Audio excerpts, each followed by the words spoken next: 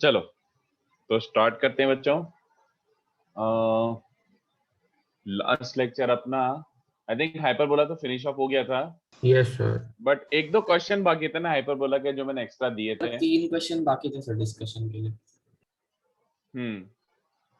ठीक है, हाइपरबोला वाले क्वेश्चन कर लेते हैं यार, है ना। तो मैंने जो क्वेश्चन दिए थे देख लेते हैं वो, उसके बाद ही आगे बढ़ते हैं। अच्छे क्वेश्चन थे ये। तो जैसे क्वेश्चन 1 क्या था, prove that a 2 degree curve passing through point of intersection of two rectangular hyperbolas is either a rectangular hyperbola or a pair of perpendicular lines। तो देखो ये कोई ज्यादा खतरनाक सम नहीं है, सिंपल सा सम है। अपन एक काम करते हैं, दो रेक्टेंगुलर हाइपरबोला के इंटरसेक्शन पॉइंट से पास होने वाले कर्व पे कमेंट करना है। तो एक काम करते हैं, मैं तो जनरल केस ही ले लेता हूँ। देखो सर एक्सरसाइज ठीक है सर, कर रहे थे। चलो वो भी कर दूंगा, नेवर माइंड, वो भी कर दूंगा। ठीक है, तो a1x² plus 2h1xy minus a1y², समझ रहे हो। Why did I take minus a1? Because it's a rectangular hyperbola. It's a rectangular hyperbola. तो a plus b 0 होता है, hope you recall। s dash एक नया कर्व मान लेता हूँ, a2x² plus 2h2xy minus a2y² plus 2g2x plus 2f2y plus c2 equals to 0। Let's say these are two rectangular hyperbola। इसमें मैं assume करके चल रहा हूँ डेल्टा नॉन जीरो दोनों में, ठीक है। तो any 2 degree curve through their intersection point, any 2 degree curve through their intersection point, any 2 degree curve through their intersection point is given by, याद आ रहा है, s plus lambda s dash equals to 0, yes or no? Any 2 degree Yes, curve sir. passing through their intersection point is s plus lambda s dash 0। But now this can be anything, this can be anything, literally any 2 degree curve। हमें अभी पता नहीं है कैसा type का 2 degree curve होगा, but look at this. जब मैं s plus lambda s dash करूंगा तो मुझे बताओ इसका कोफिशिएंट ऑफ x² क्या बन रहा है, कोफिशिएंट ऑफ x²। तो s plus lambda s dash, इसका coefficient of x² will be a1 plus lambda a2। हाँ Yes, सही sir. है। सिमिलरली इसी इक्वेशन का कोफिशिएंट ऑफ y² क्या हो जाएगा, minus of a1 plus lambda a2, है ना। तो इससे एटलीस्ट मुझे ये तो दिख रहा है ना, a plus B 0, at least I can see a plus B 0। तो ये s plus lambda s dash जो इक्वेशन आई है, इसमें a प्लस बी 0 आया है। a plus B 0 still does not imply anything, a plus B 0 still does not imply anything, but obviously इसी equation में कितने बच्चों को ये समझ आ रहा है, irrespective of any value of lambda y a plus B 0 है, तो कितने बच्चों को समझ आ रहा है h square greater than A B by default true हो गया। y a plus B product 0 है, नेगेटिव होगा ना। सर हाँ h स्क्वायर तो पॉजिटिव होगा। Very good excellent. और ये नेगेटिव टर्म हो गया क्योंकि a इंटू भी नेगेटिव है और h स्क्वायर ऑब्वियसली पॉजिटिव होगा। कुछ भी हो h की value, this plus lambda this, कुछ भी हो वो उसका स्क्वायर है। तो h square greater than A B तो ट्रू है और a प्लस बी भी ट्रू है। तो कितने बच्चों को समझा यार, अबे a प्लस बी 0 है, h square greater than A B है। देन कम्स इनटू पिक्चर, दो ही पॉसिबिलिटी हो सकती है भैया। देखो डिसाइडिंग फैक्टर मेनली तो फिर बचा डेल्टा 0 डेल्टा नॉन 0, ठीक है। Now it depends upon lambda, हमें रियली नहीं पता लैम्डा की वैल्यू क्या है, लैम्डा तो कुछ भी हो सकता है। तो you can have delta 0, you can have delta non 0, there is nothing that is stopping you. तो अब ध्यान से देखो, अगर डेल्टा 0 होता और डेल्टा नॉन 0 होता है, अगर डेल्टा नॉन 0 होता तो कितने बच्चों को समझा, अबे ये तीनों मिला के तो रेक्टेंगुलर हाइपरबोला बन गया। बट अगर डेल्टा 0 है तो delta 0 a plus B 0 and h square greater than A B, pair of perpendicular lines हुई कि नहीं बताओ। और 3 पेयर बनेंगे बच्चों, 3 पेयर क्यों, क्योंकि डेल्टा 0 में सोचो, जस्ट इमेजिन करो, ऐसा होता है ना delta,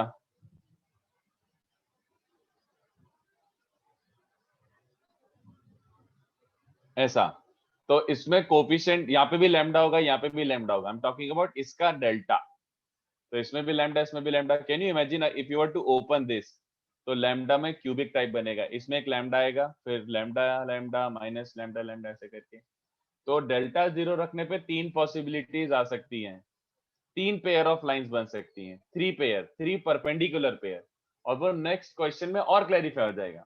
So I think it is good enough to justify the statement जो भी था question 1 कि यार h square greater than ab और a plus b 0 है, तो delta will decide whether it is a rectangular hyperbola or a pair of perpendicular lines. ठीक है.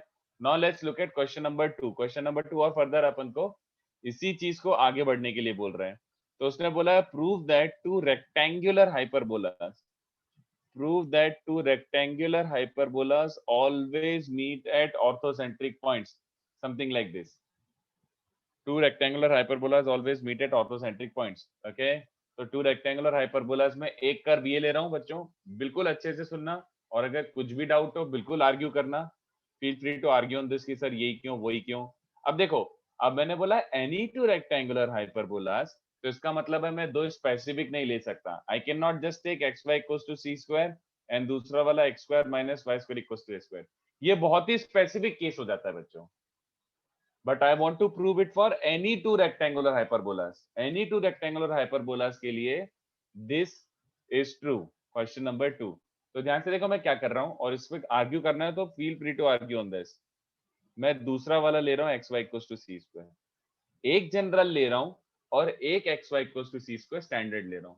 If I can manage to prove that s and s dash right now are intersecting at 4 orthocentric points, then I can prove it. I can justify it for any two. दोनों general के लिए भी justification यहां से आ जाएगा. देखो कैसे, एक तुम्हारा स्टैंडर्ड है, ठीक है, और एक कुछ घटिया सा है, पता नहीं होगा कुछ भी. अगर इसमें मैंने प्रूव कर दिया कि ऑर्थोसेंट्रिक है, तो अब ध्यान से देखो, अब मैं क्या करूंगा, थोड़ा सा कोऑर्डिनेट सिस्टम को शिफ्ट और रोटेट कर दूंगा. Alright, I will shift and rotate coordinate system. तो कितने बच्चों समझ रहे कि ये तो जनरल रह जाएगा, बट अब ये वाला जो था वो भी जनरल हो जाएगा, क्योंकि कोऑर्डिनेट सिस्टम कहीं और, ये सेंटर कहीं और है, ओरिएंटेशन भी कुछ और है. तो दोनों will become general. Both of them will become general hyperbolas, but orthocentric points will remain orthocentric points. Okay, I hope that is fine. तो इन दोनों को प्रूव करने के लिए इन दोनों को सॉल्व करते हैं. ठीक है, तो s डैश को क्या ले लेते हैं, x equals to C T Y equals to C by T. देखो दो लाइन में आ गया. ठीक है, एस डैश को ये लेते हैं और उसके बाद दोनों को सॉल्व करते हैं. तो इसको इसमें पुट कर दो. Let's try to solve them together. तो पुट करोगे तो क्या बन जाएगा, a c square t square plus 2h x into Y, तो c है, minus a c square by t square plus 2g c t plus 2f c by t plus lambda equals to 0. 2h c square. हाँ c square, sorry, correct. तो ये हो गया बच्चों. देखो just फलाना ढिमका. इसका कांस्टेंट टर्म देखो एलसीएम लेके क्या बनेगा. इसका कांस्टेंट टर्म देखो क्या बन रहा है एलसीएम लेके, ये बन रहा है. तो इसका प्रोडक्ट ऑफ रूट्स क्या बन रहा है, constant term upon coefficient of t4. तो माइनस ए सी स्क्वायर अपॉन ए सी स्क्वायर मतलब -1. हो गया क्या prove. t1 t2 t3 and t4 जो 4 पॉइंट्स है उनका प्रोडक्ट -1 है. तो उनका प्रोडक्ट ऑफ पैरामीटर्स अगर -1 है तो orthocentric points. Alright, Sharvil, I did not rotate the system right now, I just justified कि अगर इस वाले सिस्टम में एक स्टैंडर्ड और एक जनरल है तो ऐसा कुछ हो रहा होगा. जस्ट इमेजिन कर लो ऐसा टाइप का कुछ हो रहा होगा. तो आई एम सेइंग कि if let's say these 4 points are orthocentric in this scenario, in दोनों वाले केस में, तो अपन बोल सकते हैं अब ये किसी भी दो सिनेरियो में होगा. कैसे, थोड़ा सा शिफ्ट और रोटेट कर दो तो ये भी जनरल बन जाएगा और ये वाला भी जनरल बन जाएगा. तो this is true in case of general rectangular hyperbolas also. Okay, sir. I didn't have to take both of them as general equations. दोनों जनरल इक्वेशन लेता तो मेरे लिए प्रूव करना बहुत मुश्किल हो जाता कि they meet at orthocentric points, क्योंकि अपन ने ऑर्थोसेंट्रिक पॉइंट्स का कंडीशन खाली xy equals to c square के लिए डिराइव किया था, t1 t2 t3 t4 -1. But if you take this sum, हो गया, बहुत इजीली हो गया. ठीक है, एक्सरसाइज 3 वाली भी करनी है क्या, कर देता हूं मैं झटपट. I don't mind. सर एक तो डाउट था इसके प्रीवियस क्वेश्चन. इसके प्रीवियस क्वेश्चन में डाउट था, बोलो. हाँ, सो 3POSL के साथ सो वो नहीं समझा. देखना, जब डेल्टा रखेगा तो डेल्टा में क्या होता है, A H G H B F और जी एफ सी, है ना. हाँ सर. तो अब तो सोच, ये भी लैम्डा के टर्म्स में है, ये Yes, भी sir. लैम्डा लैम्डा सब लैम्डा के टर्म्स में ना, कि s प्लस लैम्डा इज के कोफिशिएंट सारे लैम्डा के टर्म्स में होंगे। हाँ तो जब सर। तो डिटरमिनेंट ओपन करेगा तो a इंटू लैम्डा स्क्वायर मतलब क्यूबिक दिख रहा है क्या, ये भी लैम्डा है, इन दोनों से ओके सर, क्यूबिक है इसलिए क्यूबिक बनेगा। हाँ सब, बट लाइक उसको कुछ सिग्निफिकेंस है ना क्वेश्चन से रिलेशन। हाँ, not really, no no no, direct significance नहीं, मतलब सिर्फ डेटा दे रहा था। हाँ बट इनफैक्ट सेकंड क्वेश्चन के बाद समझ, दोनों हाँ रेक्टेंगुलर हाइपरबोलास ऑर्थोसेंट्रिक पॉइंट पे मीट कर रहे हैं। ऑर्थोसेंट्रिक पॉइंट का मतलब याद है, ऑर्थोसेंट्रिक पॉइंट्स का A B C and H, right, A B C and H are orthocentric points. तो अब तू खुद इमेजिन कर, ए बी सी और एच से कितने लाइन पेयर पास होंगे, ए बी सी और एच से 3 लाइन पेयर पास हो रहे हैं परपेंडिकुलर वाले। अगर मैं ए एच को ज्वाइन करता हूं तो दूसरा वाला लाइन पेयर बी सी हुआ कि नहीं बता, ओके सर, गॉट इट, समझा। परपेंडिकुलर है। ऐसे ही बी एच और ए सी और सी एच और ए बी, तो 3 perpendicular line pair, A H B C, B H A C and C H A B, तो वैसा टाइप का।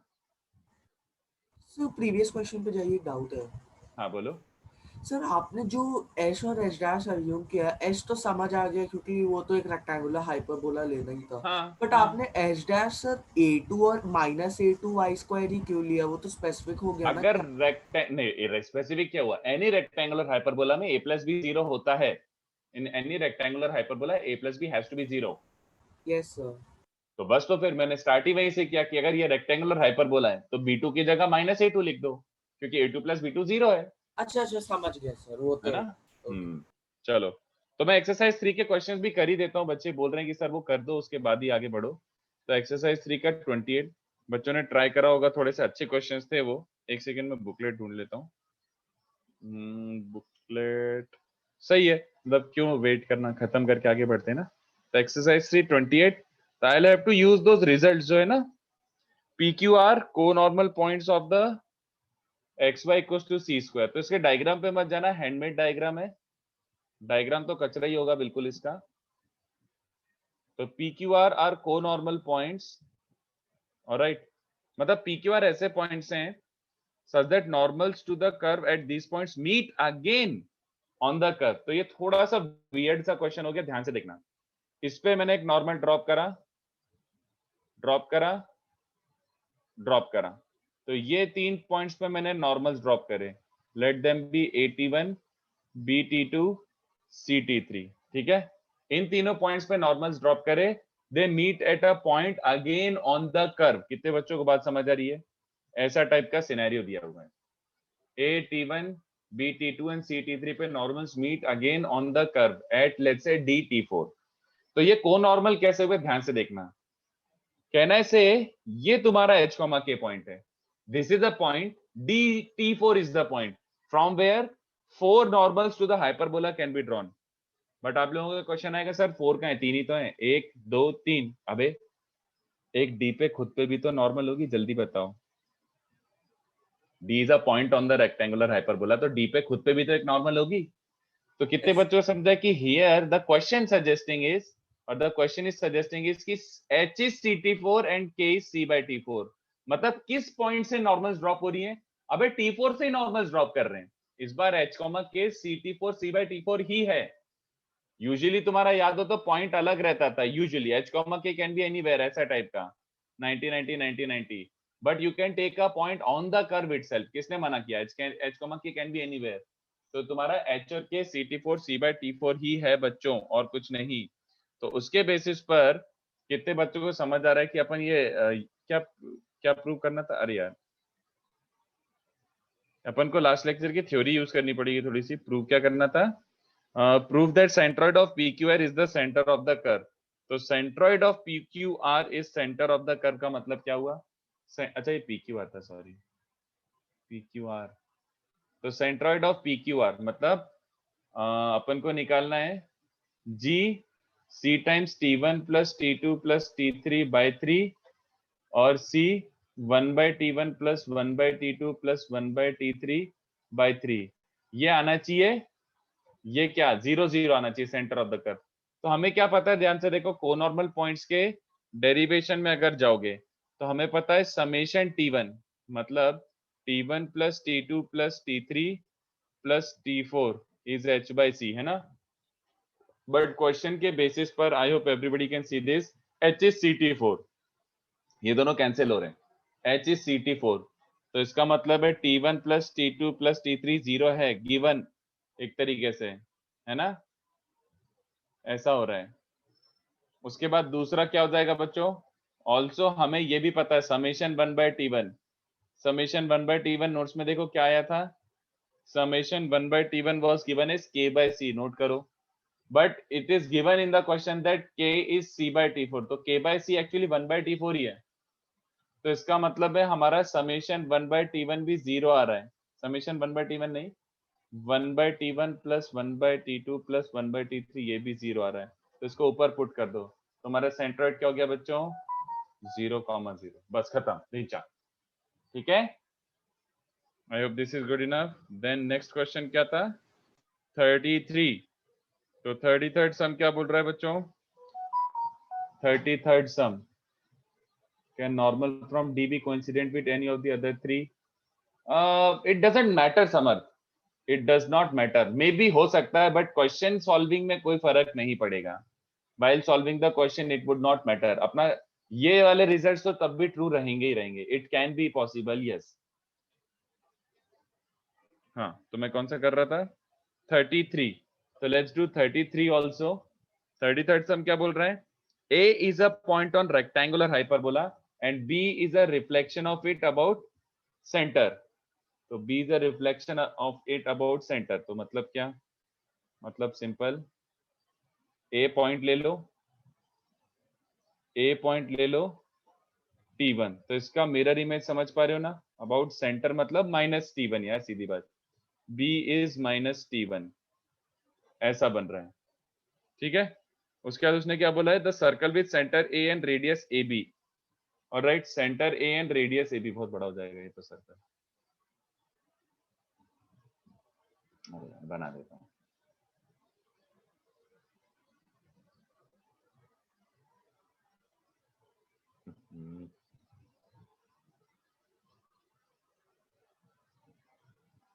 ऐसे टाइप का सर्कल बन रहा है मान लो, with centre A and radius AB, okay ये, तो बाकी बचे हुए पॉइंट्स कौन से हैं, CDE, तो ये बन गया C, ये बन गया D और ये बन गया E, तो remaining 3 points CDE, prove that triangle CDE is equilateral, prove that triangle CDE is equilateral. तो एक काम करते हैं, मैं उल्टा ले लेता हूं, B T1 ले लेता हूं, C T2 ले लेता हूं, D T3 ले लेता हूं और E T4 ले लेता हूं, ये वाला पॉइंट is T4, तो A बन जाएगा -T1, अब ठीक है ना, बात वही हुई, is the same thing, alright.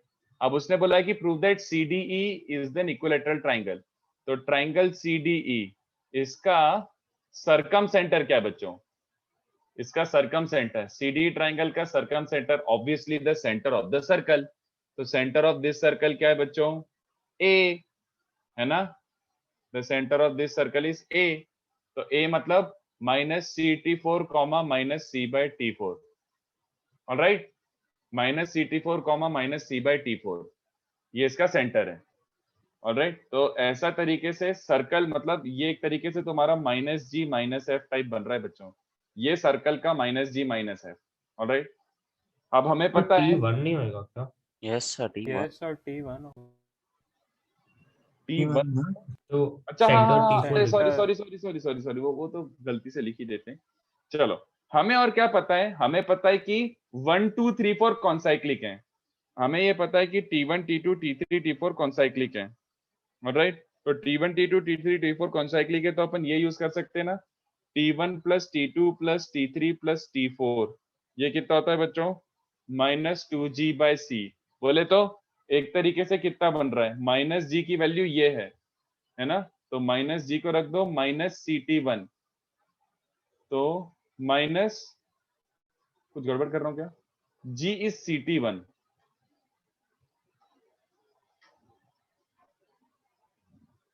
तो -2T1 होएगा, -2T1 बन रहा है, तो इसका मतलब है T2 plus T3 plus T4 क्या बन रहा है, -3T1, तो इसका मतलब है, हाँ बस ये निकाल के रख लेते हैं, एक ये कंडीशन आ गई, ठीक है।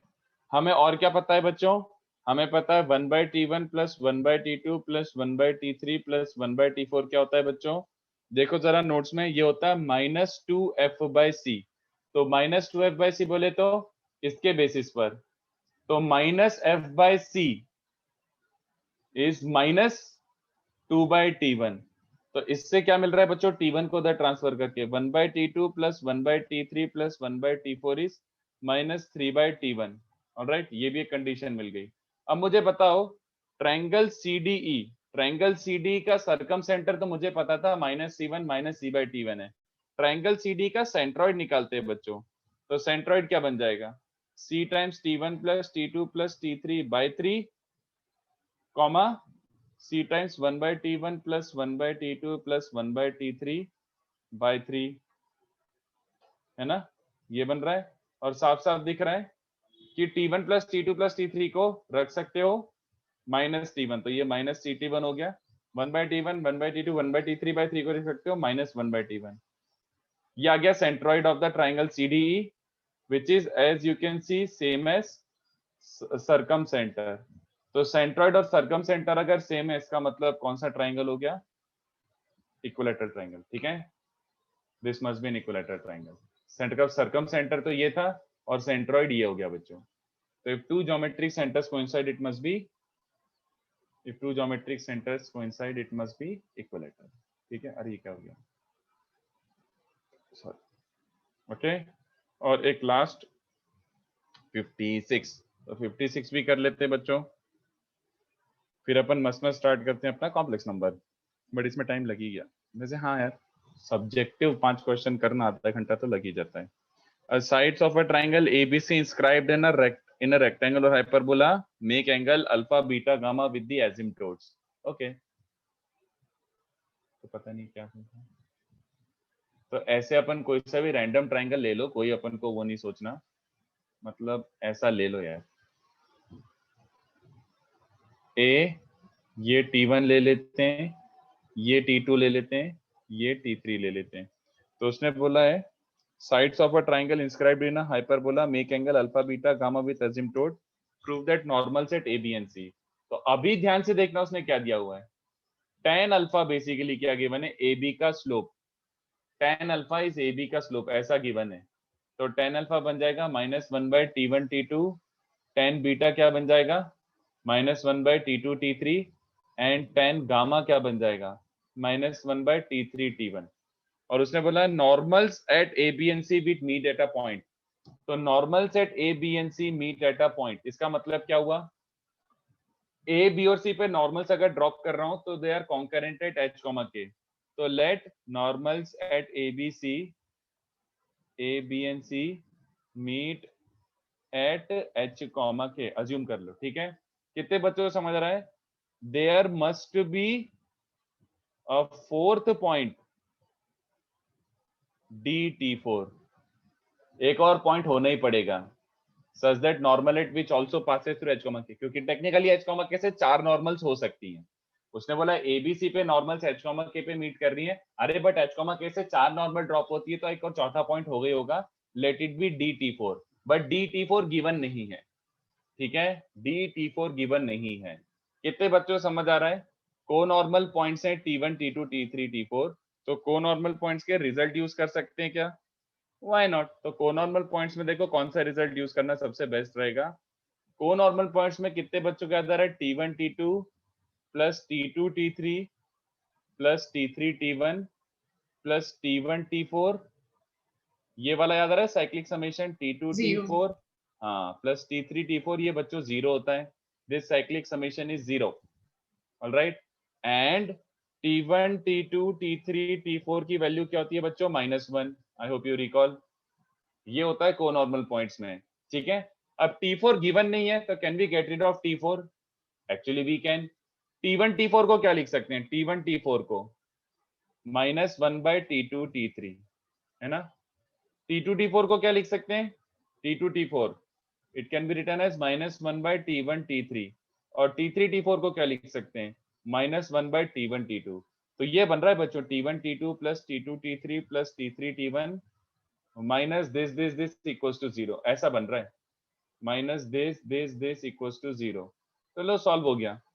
कितने बच्चों को समझ रहा है कि T1 T2 को रख सकते हो minus cot alpha, T1 T2 को रख सकते हो माइनस कॉट अल्फा, तो ये minus cot alpha and minus 1 by T1 T2, minus 1 by T1 T2 को रख सकते हो प्लस टेन अल्फा, तो tan alpha minus cot alpha, tan beta minus cot beta बन रहा है, और तीसरा बन रहा है tan gamma minus cot gamma, ऐसा बन रहा है ना।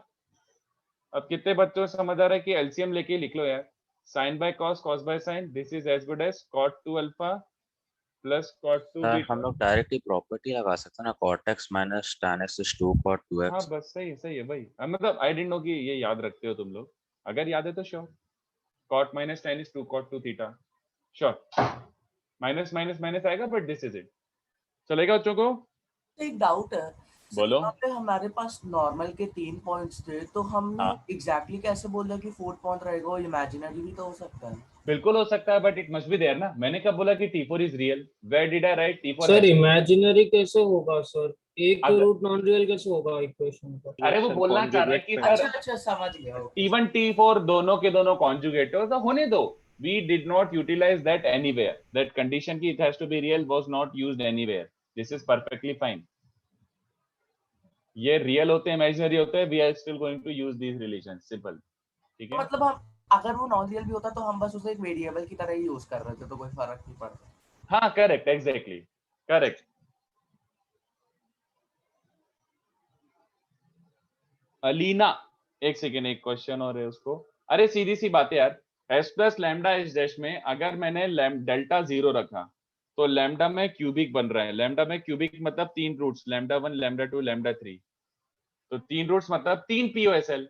अगर यहाँ पे S plus lambda 1 S dash रखूंगा तो एक पीओएसएल आएगा, लैम्डा 2 रखूंगा तो एक नया पीओएसएल आएगा, लैम्डा 3 रखूंगा तो नया पीओएसएल आएगा, खत्म। तो क्यूबिक मतलब 3 ऐसे लैम्डा है such that S plus lambda S dash POSL बन जाए।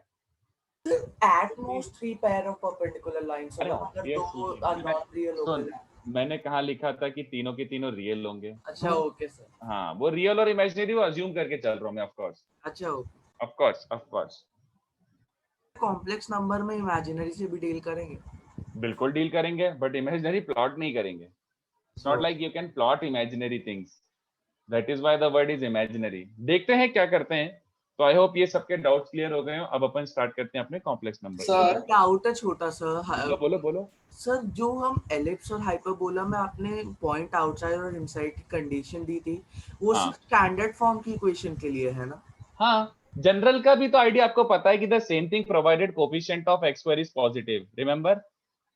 अच्छा ओके सर। हाँ, बट वो काम ही नहीं आता तो मैं वो क्यों मेंशन करूं, वैसी वाली बात है। सर तो लाइक ये मेरे को नहीं समझ आ रहा कि वो जो like sir X square by A square plus Y square by B square equal to 1 दिया है, तो हाँ। अगर मैं इसको ऐसे लिखूं कि B X square plus A Y square equal to नहीं माइनस। नहीं नहीं नहीं, ऐसे ऐसे लिख लो, कोई प्रॉब्लम नहीं है, ऐसे लिख लो।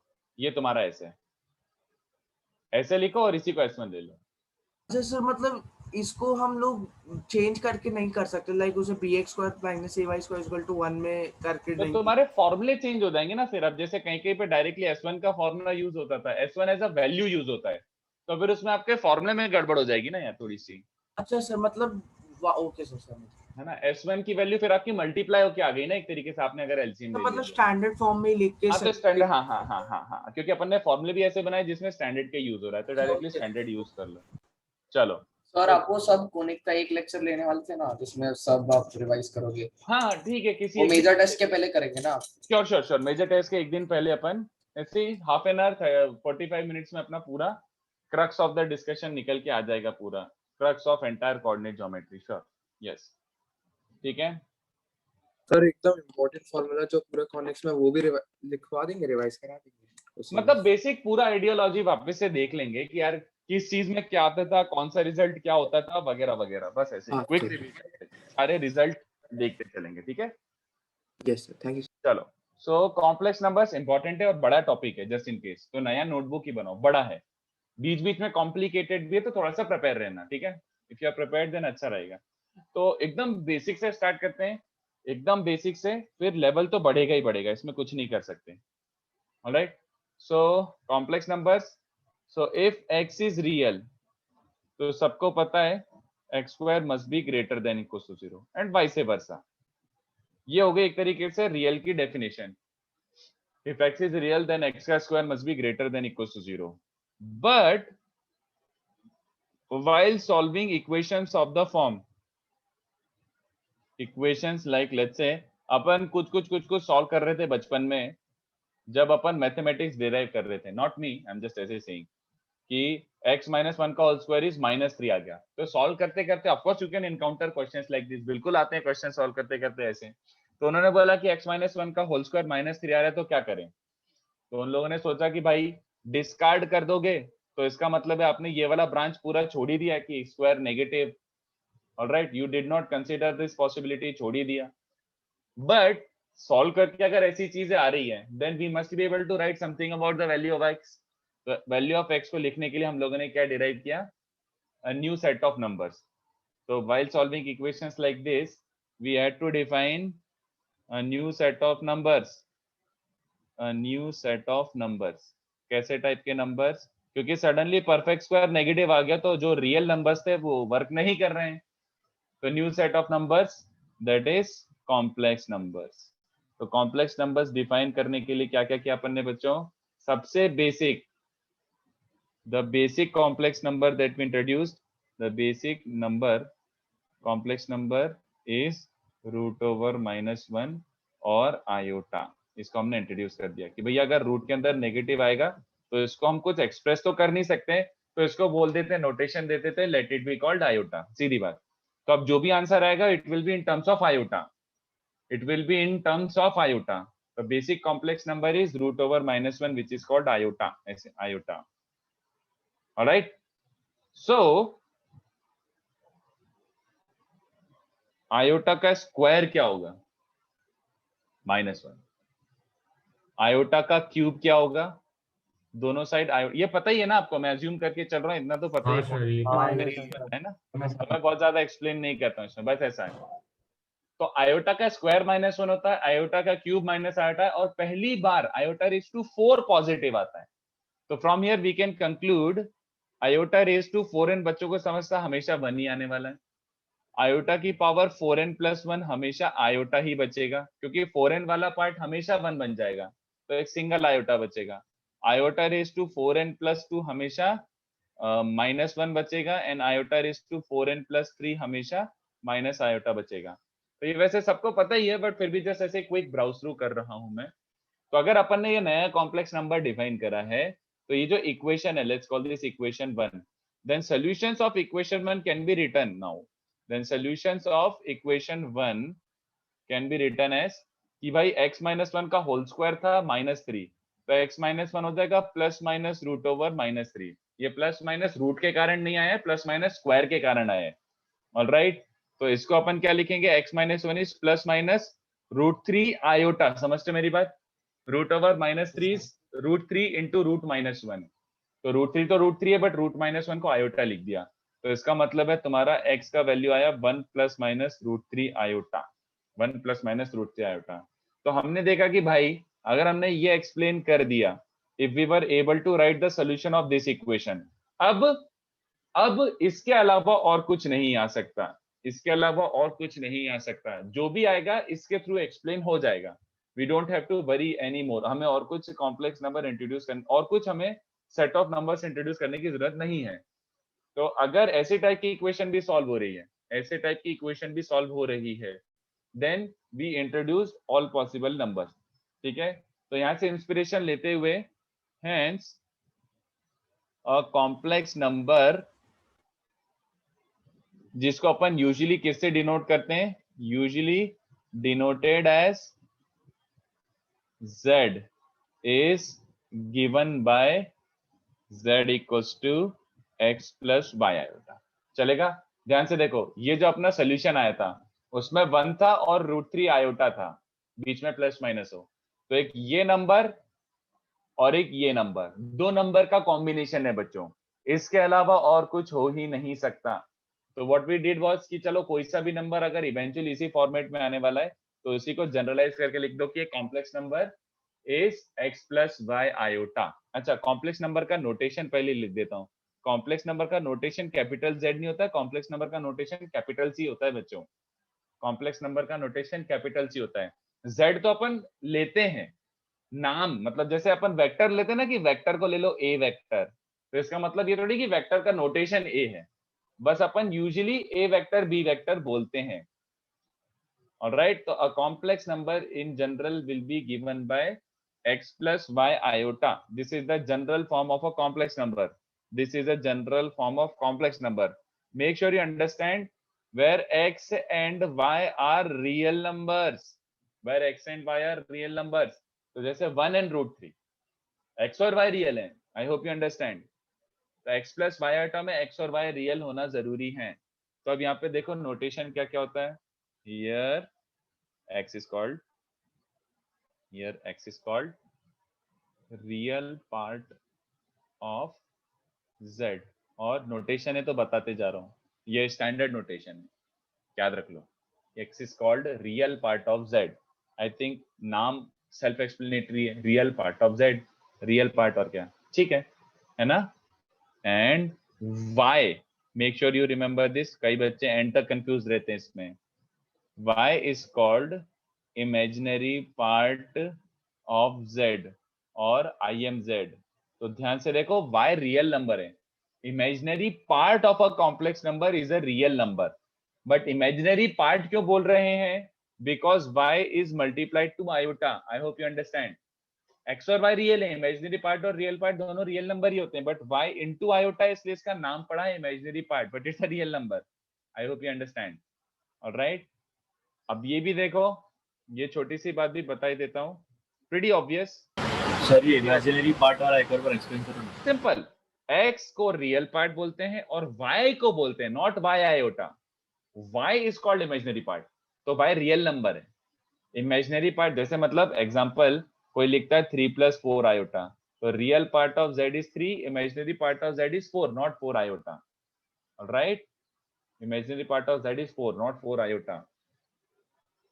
Okay sir. ओके है ना। अच्छा, सीधी सी बात है, इफ x 0 और REZ 0, अगर x 0 हो गया बाय एनी चांस और real part of z is not there, वो 0 है, इसका मतलब है z is called, the complex number is called purely imaginary, purely imaginary. Alright, why is it called purely imaginary? I think you can see for yourself. The number is of the form 2 iota, 3 iota, 5/2 iota. x 0 है तो खाली y iota बच रहे हैं, तो just y iota will be called purely imaginary number. Okay, just y iota will be called purely imaginary number. And if y is 0 और somehow imaginary part 0 हो सकता है क्या? हो तो सकता है यार, why not? Then z is called, अरे दो बार क्यों लिख दिया? z is called purely real. Alright, जब y 0 हो रहा है, जब तुम्हारा कॉम्प्लेक्स नंबर क्या कहला रहा है? Purely real. तो इससे बड़ा इंटरेस्टिंग सा पॉइंट निकल के आ रहा है बच्चों, इंटरेस्टिंग सा पॉइंट देखो। मैंने बोला कॉम्प्लेक्स नंबर है x प्लस y आयोटा, जब y 0 हो जाएगा then the complex number gives you real numbers. तो कहना है से जब y 0 रखने पे रियल नंबर मिल रहा है, तो कहना है से कि real numbers are a very specific case of complex numbers. Real numbers are a very specific case of a complex number. एक स्पेशल केस है, y को 0 रखने पे तुम्हें रियल नंबर मिलते हैं। तो कितने बच्चों को समझ रहा है कि इस केस से अपन ये कंक्लूड कर सकते हैं ये वाले पॉइंट से, that implies real numbers are actually subsets of, real numbers are actually subsets of complex numbers. All right, तो अब हायरार्की में सबसे टॉप पे कौन आ रहा है बच्चों? कॉम्प्लेक्स। सबसे टॉप पे कौन होता है? कॉम्प्लेक्स। फिर उसमें होता है रियल नंबर्स, और उसमें होता है, फिर अलग से स्प्लिट कर सकते हो x प्लस y आयोटा में प्योरली इमेजिनरी और प्योरली रियल और उसका मिक्स, ऐसा टाइप का। फिर रियल के बाद फलाना ढिमका लड़ रहा है, समझ रहे हो मेरी बात? फिर फर्दर नीचे जान सकते हो आप, बट कॉम्प्लेक्स नंबर सबसे टॉप ऑफ द हायरार्की होता है। I hope you remember that. Okay तो एक्चुअली में देखा जाए हेंस अगर मैं ये बोल दूं I hope you are comfortable with this statement hence जैसे so saying 1 is a complex number would it be incorrect or correct? Correct is absolutely correct 1 is a complex number हाँ कई बच्चे ऐसे बोल सकते हैं सर कॉम्प्लेक्स क्या है रियल है अबे any real number is by default a complex number like every rational number is a real number also obviously तो अगर मैं बोल दूं कि 3/4 is real तो आप ये थोड़ी बोलते हो कि सर गलत है रियल नहीं है वो रैशनल है अबे रैशनल है तो रियल तो हो गई ना just like that if 1 is real then उसको कॉम्प्लेक्स भी बुला सकते हैं बोलने वाले ठीक है तो एक काम करो इतना फटफट कॉपी करो बड़ा सिंपल सिंपल और पप्पू पप्पू चीजें हैं बट कॉपी करो जल्दी से nothing special so far you have already seen such things before उसको जल्दी से कॉपी कर सकते हो सर हल्का नीचे स्क्रॉल कर सकते हो मैं जल्दी से स्क्रीनशॉट ले लूंगा उसका कॉपी कर लो मैं बोल रहा हूँ Okay, 30 sir. सेकंड्स होल्ड कर रहा हूँ कॉपी कर लो इसको बहुत इजी चीज है बहुत पप्पू चीज है अभी कॉपी करते चलो अभी नोट बनाते चलो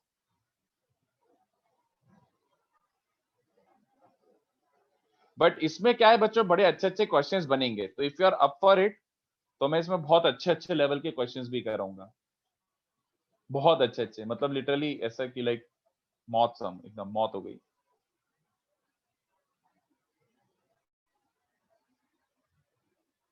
तो देखते हैं चलो मतलब जैसा सही लगे उसके हिसाब से अपन करेंगे तो सर कोई भी नंबर कॉम्प्लेक्स नंबर क्लासिफाई हो सकता है ना?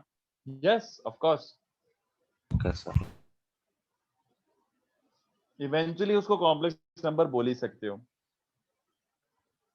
कॉम्प्लेक्स नंबर से बड़ा कोई बना है क्या? नहीं इवेंचुअली सारी कैटेगराइज हो गए कॉम्प्लेक्स नंबर्स में ओके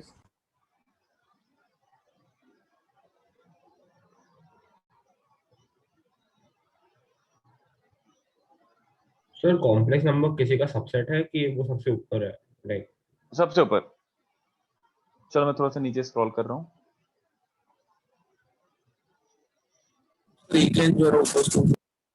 अच्छा ऊपर चाहिए ओके देख लो कुछ और बच रहा हो तो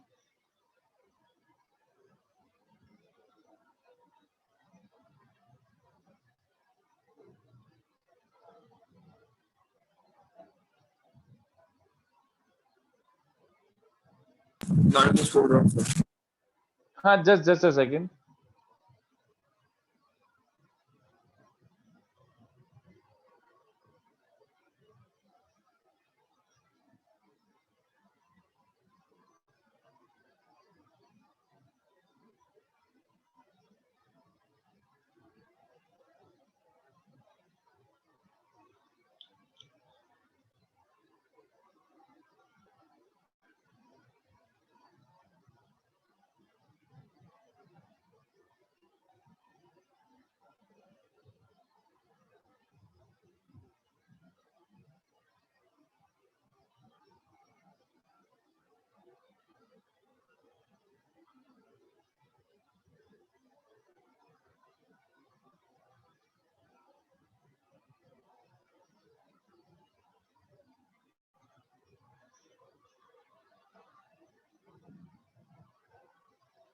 अच्छा नोट करते जा रहे हो क्या जैसा सही लगे यार देख लो थोड़ा 30 सेकंड वेट करके चलते हैं कोई प्रॉब्लम नहीं है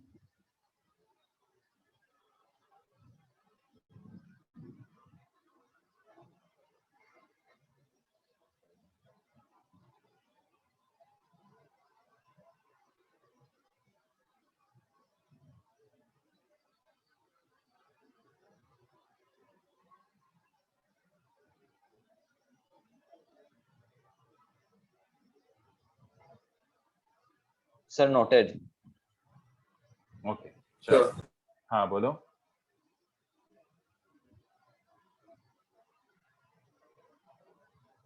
चलो किसी को और कुछ लिखना है तो लिखते जाओ थोड़ा सा आगे बढ़ता हूँ मैं लिख रहे हो तो लिख लो और कुछ बच रहा हो तो बट आई थिंक ठीक है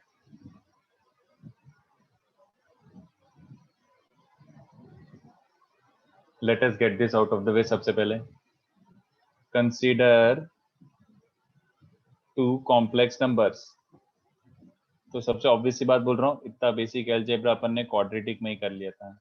Z1 is this, Z2 is this, alright? तो Z1 is x1 plus y1 iota, Z2 is x2 plus y2 iota। तो इक्वालिटी ऑफ कॉम्प्लेक्स नंबर का मतलब क्या है? दो कॉम्प्लेक्स नंबर्स इक्वल, तो Z1 equals to Z2 implies one thing and one thing only, and vice versa also। vice versa मतलब उल्टा भी बोल सकते हो, रियल पार्ट इक्वेट कर दो एंड इमेजिनरी पार्ट इक्वेट कर दो, सीधी बात। इफ दो कॉम्प्लेक्स नंबर्स आर इक्वल, उनके रियल नंबर भी इक्वल होने चाहिए, उनके इमेजिनरी पार्ट भी इक्वल होने चाहिए। It is pretty obvious. Z1 equals to Z2 मतलब x1 plus y1 iota is also x2 plus y2 iota, ये बोलना चाह रहा है वो। तो एक काम करो, x2 को इधर ट्रांसफर कर दो और y1 को उधर ट्रांसफर कर दो। Can I say it is as good as this?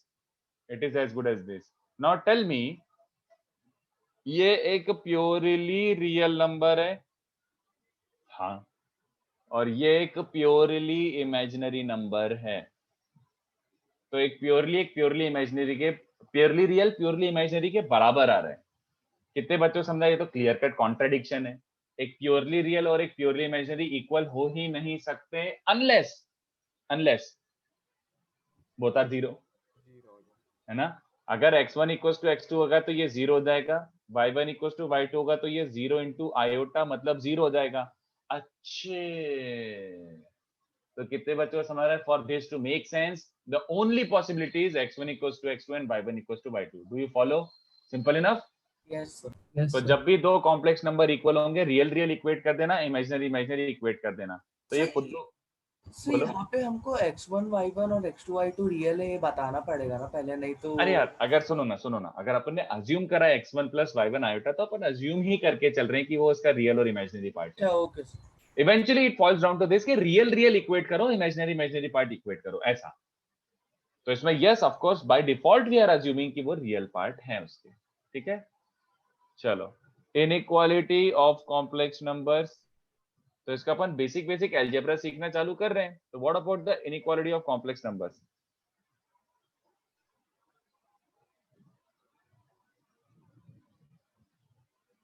सीधी बात, कोई मीनिंग ही नहीं इनइक्वालिटी का। There is no inequality in complex numbers, that is Z1 greater than Z2, Z1 less than Z2, invalid, has no meaning, no interpretation, it is stupid of us to do this। ध्यान से देखो क्यों। आपसे पूछूं 3 plus 4 iota और 1 plus iota में कौन बड़ा है, तो आपका आंसर क्या होगा? What should be your answer out of these two? तो एकदम गट फीलिंग आती है ना, द इंस्टिंक्ट क्या बोलता है? सर ऑब्वियसली 3 plus 4 iota बड़ा है ना? मतलब the first glance tells you that which one of these two is greater. Obviously sir 3 plus 4 iota। नहीं, ये गलत है। बहुत तरीके से समझ सकते हो। पहली बात, ग्रेटर और lesser is only applicable for real numbers. Something which can be quantified, उसी को अपन कंपेयर कर सकते हैं, हाँ या ना? ऐसे बोलते हो ना 2 किलो 1 किलो से ज्यादा होगा, तो ये 2 किलो 3 किलो 4 किलो ये क्वांटिफाइबल है। मतलब इसको अपन कहीं पे असाइन कर सकते हैं कि इस चीज का वेट इतना है, इस चीज का टेम्परेचर इतना है। इसका क्या मीनिंग होगा? क्या 3 plus 4 iota क्वांटिफाइबल है? क्या तुम इसको किसी कंपेरेबल चीज को असाइन कर सकते हो कि सर इसका वेट 3 plus 4 iota है? नहीं। तो डू यू अंडरस्टैंड कि यार there is no such thing as comparison of complex numbers। comparison greater lesser खाली रियल नंबर के लिए होता है। और anyway ऐसे भी सोच लो, तुम करना क्या चाह रहे हो? 1 को इधर ले आओ, तो 3 minus 1 is 2 और वो आ जाएगा -3 iota। are you literally trying to say कि real number is greater than imaginary number? No, it is utterly stupid of us to actually do this। so do you understand कि it has no meaning, it doesn't make sense। real और imaginary को compare करने का कोई sense ही नहीं है। Sir, when imaginary part is same जब तक कर ही सकते हैं। नहीं, बिल्कुल सही, बट तब भी नहीं। Writing this is again wrong. ये लिखना गलत है। इंस्टेड अगर आपको लिखना ही है तो ये लिखो, अगर लिखना ही है तो ये लिखो। Are you following me? ये वो नोटेशन वाइज गलत हो गया। अगर आपको 4 iota काटना ही है तो आप ये लिखो, डू नॉट राइट दिस। ये गलती हो गया इंटरप्रिटेशन वाइज। क्या मेरी बात समझ रहे हो? The interpretation wise this is wrong, but 3 greater than 2 लिखना है सही। मतलब सर अगर समझो हमें कोई ऐसे इक्वेशन आता है तो अगर हम उसके अंदर ये दोनों कट करके ला दें तो चलता है ना? कट करके ला दें, पहली बात तुम्हारी इक्वेशन आएगी नहीं ऐसी, you can not arrive here by any means. अच्छा किसी भी तरीके से तुम इस इक्वेशन पे आ ही नहीं सकते। देखो मैं वही बोलना चाह रहा हूं, तुम ये बोलना चाह रहे हो कि तुम कट करके ये लिख सकते हो, तो तुम ये बोलना चाह रहे हो कि दोनों साइड 4 आयोटा ऐड भी कर सकता हूं, बात वही हो गया ना। अगर दोनों साइड से सब्ट्रैक्ट कर रहे हो तो ऐड भी कर सकते हो, अगर ऐसा बोल रहे हो। नहीं, आई can not add 4 iota on both sides. Inequality में 4 आयोटा ऐड करने का कोई मीनिंग ही नहीं है, यू अंडरस्टैंड दैट? तो फिर सब्ट्रैक्ट करने का भी कोई मीनिंग नहीं है ना? अच्छा सर मुझे क्वेश्चन पूछना था सर। मैंडेलब्रॉट सेट्स सेट्स होते हैं सर जहाँ पे कॉम्प्लेक्स नंबर और रियल नंबर्स दोनों एक ही सेट में कोएग्जिस्ट करते हैं, तो वहां पे 2 पॉइंट्स के बीच में कंपैरिजन नहीं कर सकते। कंपैरिजन इन व्हाट सेंस, तुम ये भी तो समझो। कंपैरिजन किस चीज का कंपैरिजन करूं मैं? क्या कंपेयर करना चाहते मैग्नीट्यूड का तो कंपैरिजन हो नहीं सकता, हाँ, वो समझ में आ गया, बट नहीं, और मतलब पोजीशन के टर्म्स में कंपैरिजन हो सकता है। उल्टा बोल रहा है, मैग्नीट्यूड का कंपैरिजन हो सकता है, मैग्नीट्यूड का हो सकता है। हाँ हाँ अच्छा। अरे देख सुन, तू मुझे एक बात बता, आज तक तूने ये देखा था क्या कहीं पे भी ए वेक्टर ही बी वेक्टर से बड़ा है? ए वेक्टर ही बड़ा है, ऐसा होता है कुछ? सर नहीं होता है ना? अरे तुमने आज तक ये देखा है? हाँ sir, we can But compare आज तक- मैग्नीट्यूड। हाँ तो ये वेक्टर इस वेक्टर से बड़ा, ये तो कोई मीनिंग ही नहीं है इसका, बात समझ रहे हो? जस्ट लाइक हाँ, that sir. What I am trying to say कि एक कॉम्प्लेक्स नंबर दूसरे कॉम्प्लेक्स नंबर से ही बड़ा, उसका कोई मीनिंग नहीं है। Yes, magnitude will be comparable, but मैंने कब बोला मैग्नीट्यूड? मैंने तो लिखा है Z1 ग्रेटर देन Z2, इसका कोई मीनिंग नहीं है। आई होप यू अंडरस्टैंड, ठीक है? सर वो तो समझ में आ गया, बट सर ये पे सेम फंक्शंस मतलब रियल नंबर्स और इमेजिनरी में सेम ग्राफ में कैसे एग्जिस्ट कर रहा है? एग्जिस्ट कर मतलब कुछ रिलेशन होगा उन दोनों के बीच में, वो कैसे कंपेयर करेंगे हम? तो थोड़ी देर क्या वेट कर ले, relation काम कर। exist है? वो जो कंपैरिजन है ना, वो तब भी अपन मैग्नीट्यूड का ही कंपैरिजन करेंगे, ऑलराइट? तब भी Okay, मैग्नीट्यूड sir. का कंपैरिजन होगा, बट उसके लिए थोड़ी देर वेट करो, एक लेक्चर वेट करना पड़ेगा। जब मैं आर्गेन प्लेन इंट्रोड्यूस करूंगा, थोड़ा ज्योमेट्री इंट्रोड्यूस करूंगा, तब सब चीजें अपने आप क्लियर हो जाएंगी। But Okay, sir. For the time being you can just say कि जैसे वेक्टर में होता है ना, वैसे इधर होता है, और वो अपन देखेंगे भी क्यों। मतलब ये सही स्टेटमेंट है, they act like vectors only geometrically, तो अपन देखेंगे क्यों। बट अभी फिलहाल इतना काफी है, एक एक करके। सर एक और चीज सर, आपकी हैंडराइटिंग वो Z2 कंफ्यूजन हो रहा है सर बहुत, थोड़ा क्लियरली लिख सकते हो क्या? Okay sure.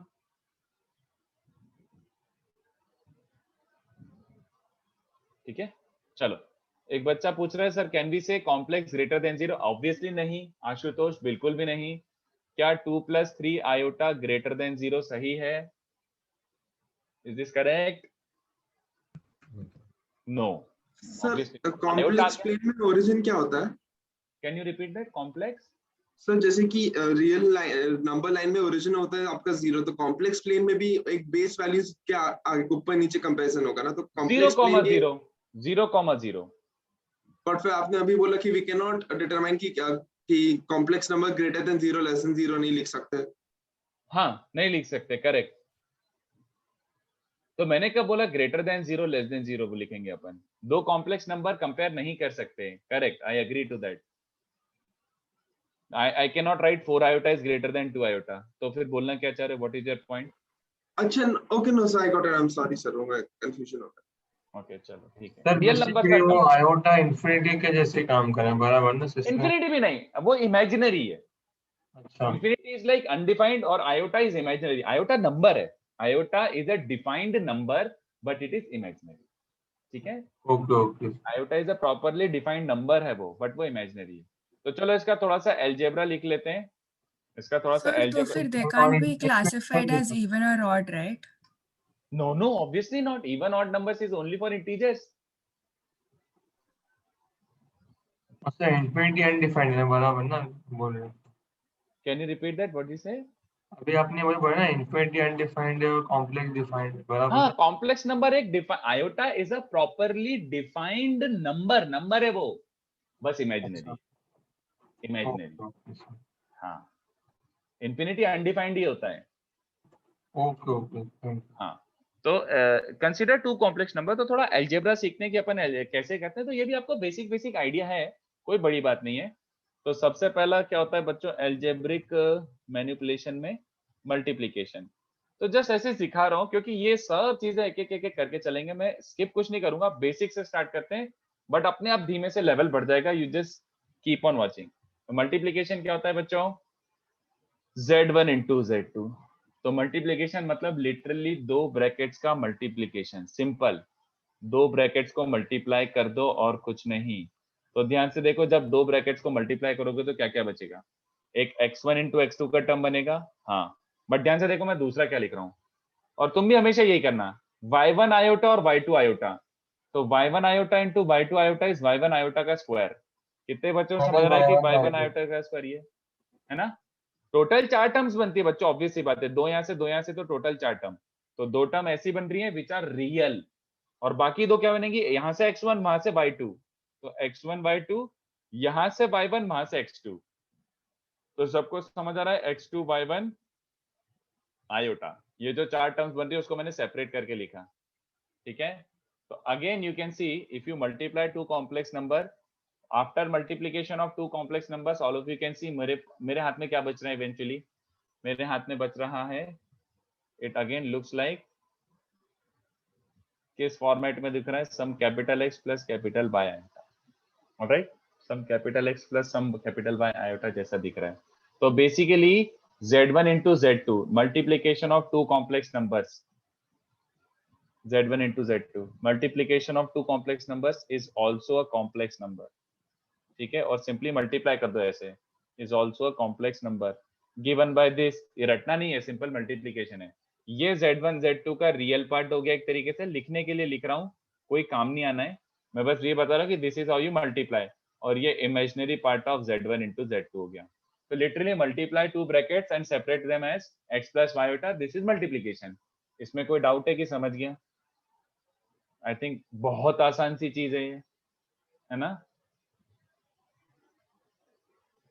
नहीं सूर्या, अगर लिखना है 3 greater than 2 तो ये परफेक्टली फाइन है। अरे यार भावनाओं को समझो ना यार, we don't compare complex number, I meant we don't compare numbers which include imaginary terms in it. iota जिसमें included है वो वाला comparable नहीं होता। 3 greater than 2 तो बिल्कुल सही है, purely real numbers are comparable, but जहां पे भी iota आ गया तो फिर inequality has no meaning with iota in it. Okay, that is what I meant, simple. चलो उसके बाद मल्टीप्लिकेशन के बाद, एक सेकेंड यार, मल्टीप्लिकेशन के पहले ये बता देता हूँ, अरे बड़ा ऑब्वियस सा है बट बताना जरूरी है क्योंकि थ्योरी कंप्लीट करनी ही है, थ्योरी छोड़ दूंगा तो अच्छा नहीं लगेगा, तो भले ही थोड़ा सा एक्स्ट्रा लिखना पड़े, एडिशन। तो ये भी सबको समझ आ रहा होगा कि सर क्या बता रहे हो, बट बताना पड़ेगा यार। Z1 plus Z2 vector addition है, वेक्टर एडिशन नहीं, अभी ज्योमेट्रिक सिग्निफिकेंस पे नहीं जा रहा हूं मैं, हाँ है तो वो वेक्टर एडिशन ही, बट अभी ज्योमेट्रिक सिग्निफिकेंस पे नहीं जा रहा हूं मैं। तो ये क्या हो रहा है, बच्चों को समझ रहा है क्या? अबे लाइक इसमें क्या सिखा रहे हो सर? हाँ ऑफ कोर्स बहुत इजी है, लिटरली दोनों के रियल पार्ट ऐड कर दो और ये इमेजिनरी पार्ट ऐड कर दो, तो एडिंग टू कॉम्प्लेक्स नंबर, तो ये हो जाएगा x1 plus x2 y1 plus y2 आएगा। तो z1 plus z2 is also, if you add two complex numbers the final result is also a complex number। Geometrically अब इंटरप्रेट नहीं कर रहे, नेक्स्ट लेक्चर करेंगे। और multiplication of two complex numbers is also complex numbers, ये उसका real part है, ये इमेजिनरी पार्ट है, सब बोल सकते हो। सी डिवीजन, ये वाला याद रखना, डिवीजन बहुत काम आता है। डिवीजन मतलब z1 by z2, तो मतलब basically x1 plus y1 iota upon x2 plus y2 iota, ये हो गया division of two complex numbers. तो डिवीजन को लेकर ये बात हमेशा याद रखना, जब भी डिनोमिनेटर में कॉम्प्लेक्स नंबर हो ऑलवेज रैशनलाइज डिनोमिनेटर, ऑलवेज, हमेशा डिनोमिनेटर को रैशनलाइज करना है, तभी इसको आगे सिंप्लीफाई और ज्यादा सॉल्व कर पाओगे। तो जब भी तुम्हारा z1 by z2 है, डिनोमिनेटर में कॉम्प्लेक्स नंबर अगर आ रहा है तो तुम उसको क्या करोगे, z1 by z2 is given by x1 plus y1 iota x2 plus y2 iota। तो रैशनलाइज द डिनोमिनेटर मतलब multiply by x2 minus y2 iota। और कॉन्जुगेट, तो ये मैं कॉन्जुगेट अच्छे से और डिफाइन करूंगा, पढ़ाऊंगा, बट अभी फिलहाल बेसिक्स ऑफ अलजेब्रा देख रहे हैं। तो इससे मल्टीप्लाई डिवाइड कर लो, मल्टीप्लाई डिवाइड बाय हर नंबर कॉम्प्लेक्स नंबर ही होता है। ऐसे ही देख रहे हैं यार हर्षल, जैसे वेक्टर अपॉन वेक्टर क्या होता था, वहां पे कोई इंटरप्रिटेशन नहीं डिफाइंड था। ही नहीं है। हाँ डिफाइंड ही नहीं है, but complex upon complex defined है। यस यू आर राइट कि जब सब नंबर इवेंचुअली कॉम्प्लेक्स नंबर है तो लिख क्यों रहे हो, ऐसे ही लिख रहा हूँ, कोई बड़ी बात नहीं है। ये मल्टीप्लीकेशन के बाद भी कहीं ऐसी कुछ मतलब इंटरप्रिटेशन है, मैं ये बोलना चाह रहा हूँ। Division of complex numbers also has a meaning, but division of vectors did not have a meaning, ये बताना चाह रहा हूँ, ठीक है। नहीं तो कई बच्चे ऐसे सोचते हैं कि सर Z1 बाय Z2 का मीनिंग है, वो होगा, देखेंगे, डोंट वरी। और अगर Z1 बाय Z2 निकालना है तो ये बच रहा है, ध्यान से देखो। न्यूमरेटर्स मल्टीप्लाई करो, डिनोमिनेटर क्या हो जाएगा, a plus b into a minus b. तो a plus b into a minus b क्या होता है, a square minus b square. But look at it, iota का स्क्वायर क्या करके चला जाएगा, आयोटा का स्क्वायर, हाँ आयोटा का स्क्वायर माइनस होने तो ये हो जाएगा ना, जल्दी बताओ, x2 square plus y2 square. तो अगर मैं डिनोमिनेटर देखूं तो डिनोमिनेटर काफी सुंदर सा है, बट न्यूमरेटर क्या बन रहा है बच्चों, numerator x1 x2, okay, y1 iota और माइनस y2 आयोटा, तो minus y1 i2 iota square. तो कितने बच्चों सारा यहाँ पे प्लस y1 y2 बच जाएगा, ऑलराइट। तो ये थोड़ा रियल टाइप हो गया।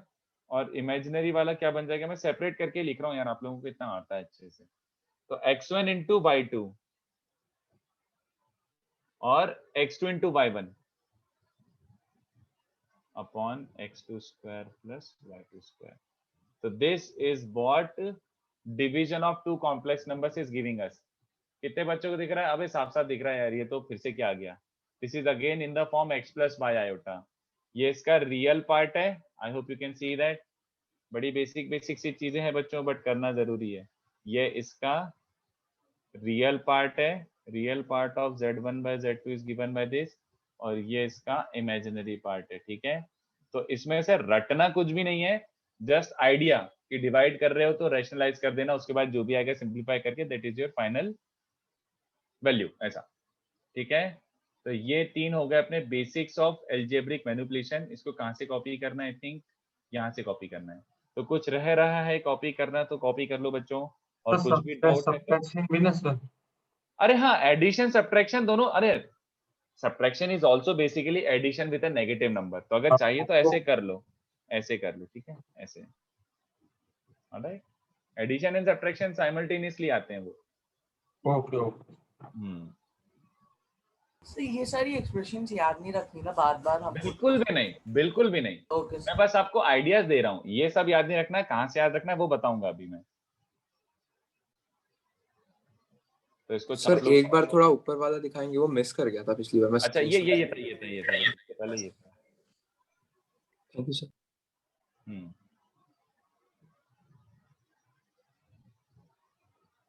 ठीक है, देख लो कुछ और बच रहा हो तो लिख लो आराम से।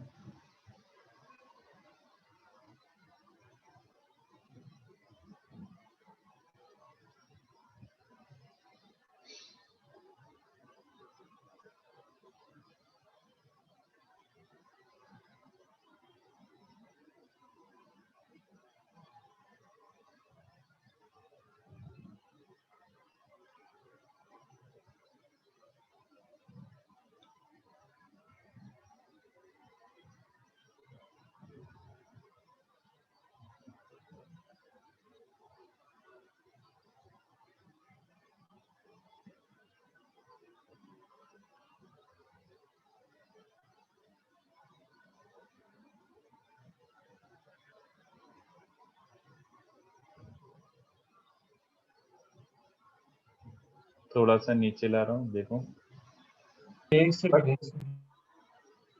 क्या हो गया इतनी जल्दी लिख के। नहीं सर, ऊपर था ऊपर। ओके ओके ओके, लिखो जल्दी जल्दी, बट फटफट लिख लो, ये बहुत आसान सी चीज है और ये कोई फॉर्मूला भी नहीं है, तो इसको वैसे ही लिख लो, अपन बस वर्किंग देख रहे हैं।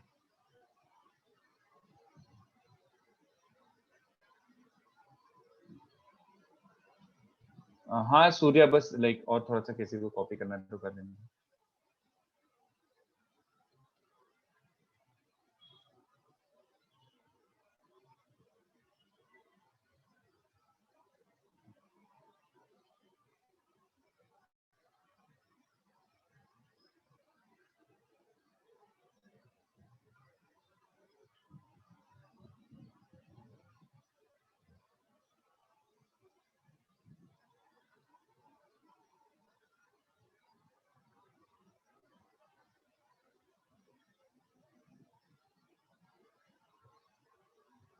अरे यार sorry.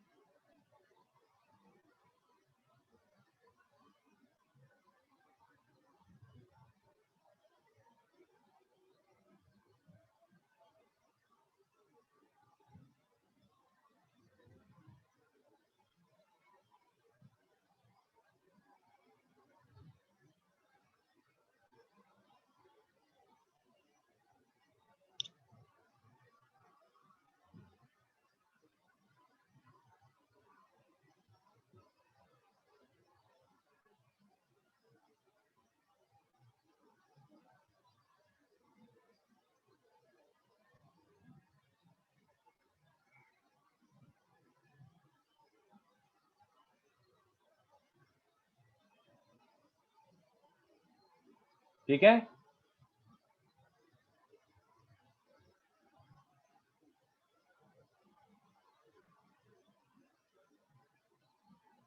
नोटेड। चलो तो ये हो गया बेसिक एल्जेब्रिक मैनिपुलेशन कैसे कैसे करोगे, बट मेनली तो यहाँ से स्टार्ट होता है टॉपिक। सबसे पहले क्या पढ़ना है अपन को, कॉन्जुगेट। बहुत इजी है बच्चों, बहुत इजी है, बहुत ज्यादा इजी है, तो जल्दी से मेंशन कर दिया जाए, बट पढ़ना भी जरूरी है।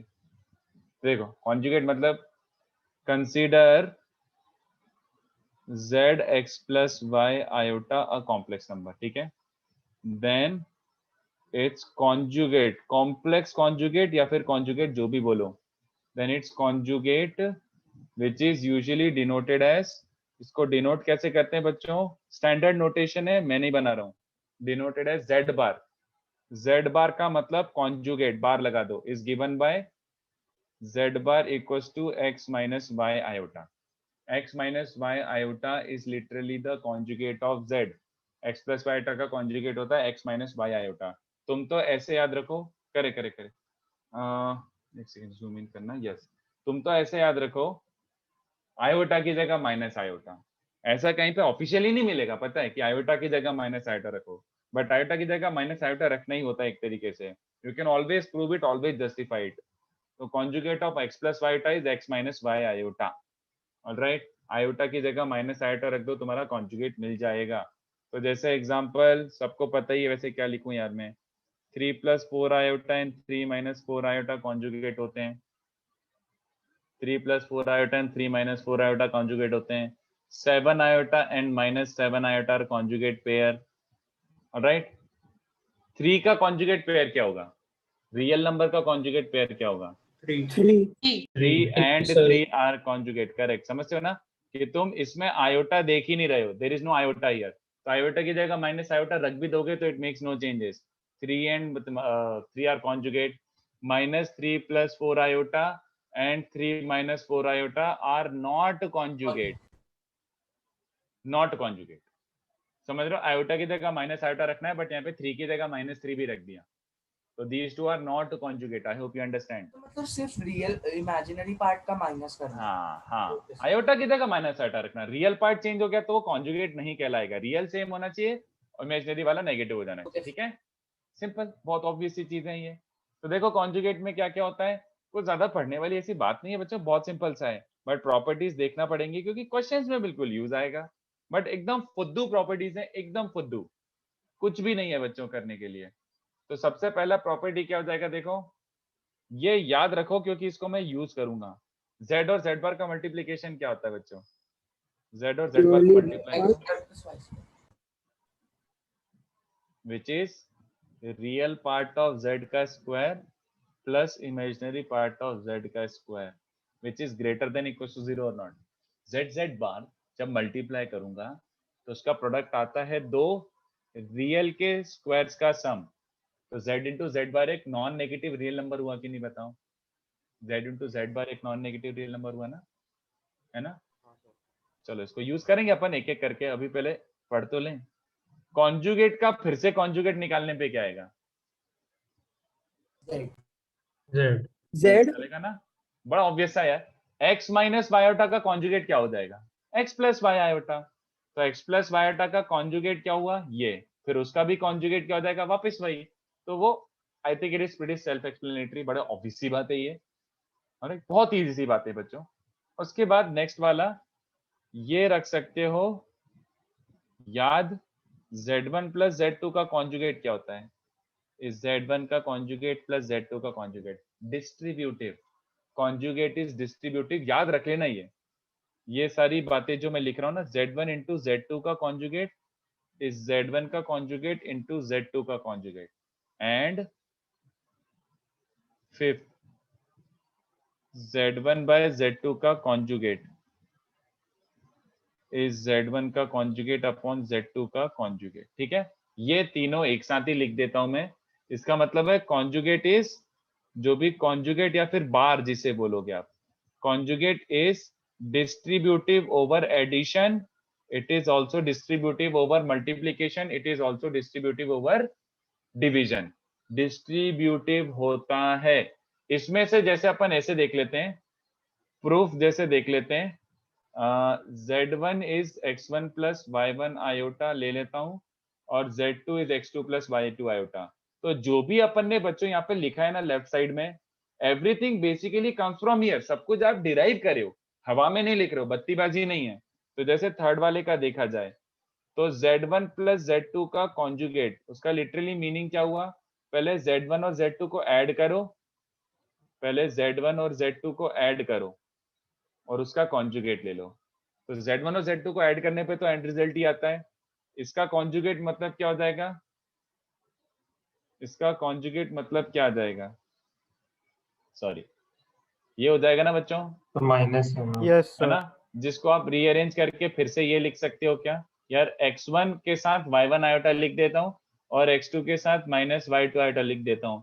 कितने बच्चों को दिख रहा है, अबे मतलब लाइक ओ ऑब्वियसली ऐसा टाइप का दिख रहा है ना कि लाइक कितना ऑब्वियस है सर, क्या समझा रहे हो इसमें, मतलब ऐसे बता रहा हूँ कि जो भी मैं लिख रहा हूँ everything is basically coming from somewhere. ऐसा नहीं है कि अपन मन से बत्तीबाजी दे रहे हैं। z1 z2 का भी लिख देता हूँ, फिफ्थ वाला स्किप कर सकते हैं। तो z1 इंटू z2 कितने बच्चों को समझ आ रहा है, x1 x2 minus y1 y2 और iota times x1 y2 plus x2 y1, इसका कॉन्जुगेट हो गया बेसिकली, है ना। तो इसका कॉन्जुगेट क्या बन जाएगा, x1 x2 minus y1 y2, x1 x2 minus y1 y2 minus x1 y2 plus x2 y1 iota, जिसको अब मैं क्या लिखूं यार, बोर हो गया मैं भी, but I hope you just get the basic idea कि सब कुछ डिराइव कर करके आ रहा है, जिसको आप फैक्टराइज कर सकते हो। Shall I show you the factorisation और यू फॉलो कि सर समझ रहा है। ये देखो ना, इसका मल्टीप्लीकेशन देख लो, x1 x2 minus y1 y2 ये बन रहा है, x1 y2 iota with a negative sign and x2 y1 iota with a negative sign, तो ये फैक्टराइज हो रहा है। तो basically z1 bar into z2 bar, alright ऐसा। तो एक्चुअली जो भी है अपन ने डिराइव करा है, वेरीफाई करा है, बट अब अपन को समझ आता है तो अपन इसको हर चीज को अपन डिराइव नहीं करते हैं, बस लिख लेते हैं। यहां तक का ठीक है क्या बच्चों को, is everyone totally comfortable with this thing? अगर बिल्कुल भी डिस्कम्फर्ट हो तो पूछ लेना, but I hope you get the idea कि सब कुछ डिराइव होके आया है, कुछ भी अज्यूम नहीं किया है अपन ने, सब कुछ डिराइव होके आया है। No you don't have to copy the proof, मैं ऐसे ही बस समझा रहा था कि everything comes from x plus y iota, इसी पे अपन धीमे धीमे बिल्ड करते जा रहे हैं। Now the next condition is important, ये वाला थोड़ा सा काम का है, 6 वाला आपको अच्छे से याद रखना पड़ेगा। आने वाले क्वेश्चंस में इसका बहुत यूज करेंगे, आने वाले क्वेश्चंस में इसका यूज करेंगे, ध्यान से देखो। if real part of z is 0, अरे नहीं उल्टा लिख रहा हूं मैं, sorry. Notice z plus z बार किसके बराबर होता है, just notice this, z plus z बार किसके बराबर होता है, 2 times real part So 2 times real part. is 2x, और आपको ऐसे लिखना पसंद हो तो 2 times real part of z। तो z plus z bar is real part of z के बराबर बन रहा है 2 times। तो अगर z plus z bar is 0, अगर z प्लस z बार 0 हो रहा है, if z plus z bar is 0, इसका मतलब है real part of x is 0, हाँ या ना? अगर z प्लस जेड बार 0 तो 2x इज 0, तो x इज 0। तो कितने बच्चों को समझ रहा है कि अगर x 0 है, इसका मतलब है z पे क्या कमेंट कर सकते हैं? Purely imaginary. Purely imaginary. imaginary. Memorize this. अभी ऐसा लग रहा होगा sir, it is very very very obvious, and it is obvious, but memorize this.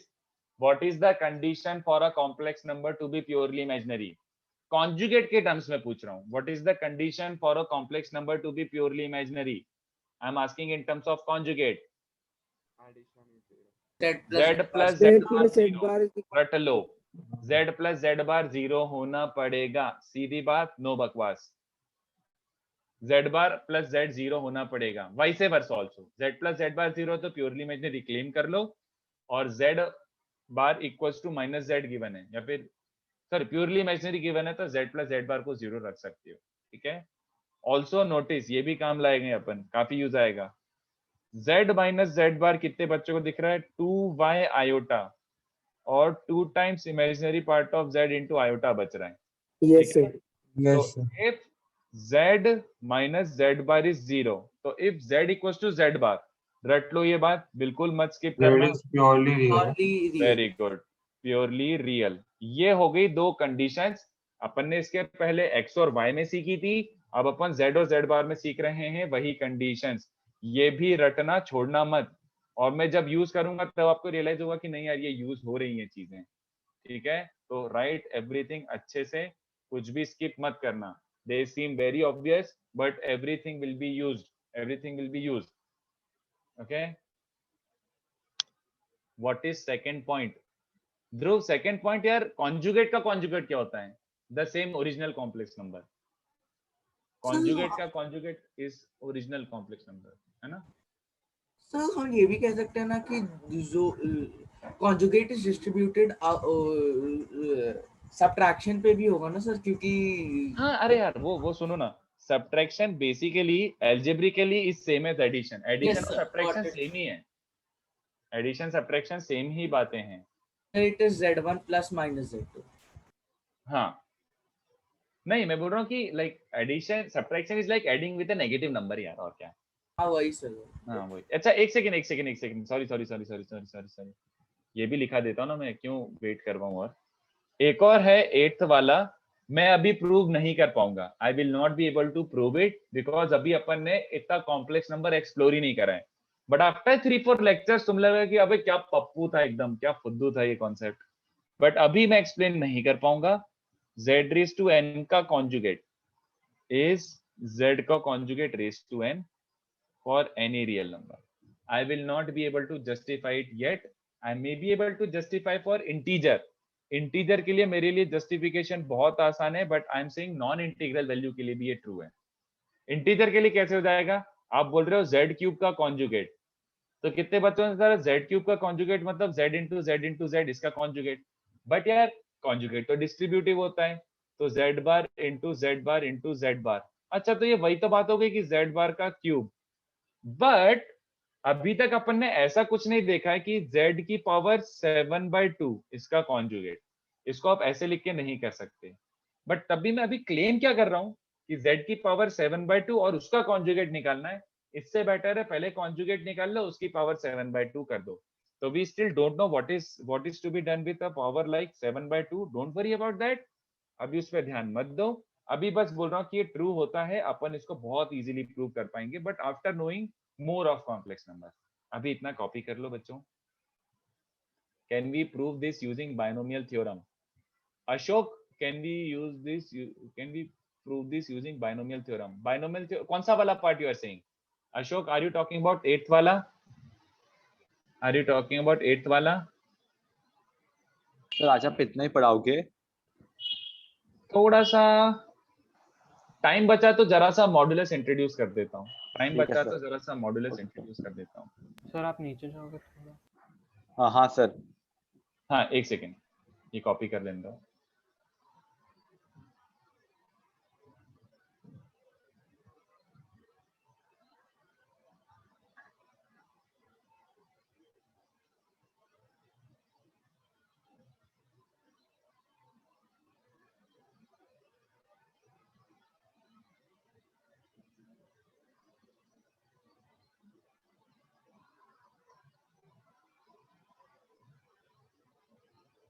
हाँ, कॉपी करने की जरूरत नहीं है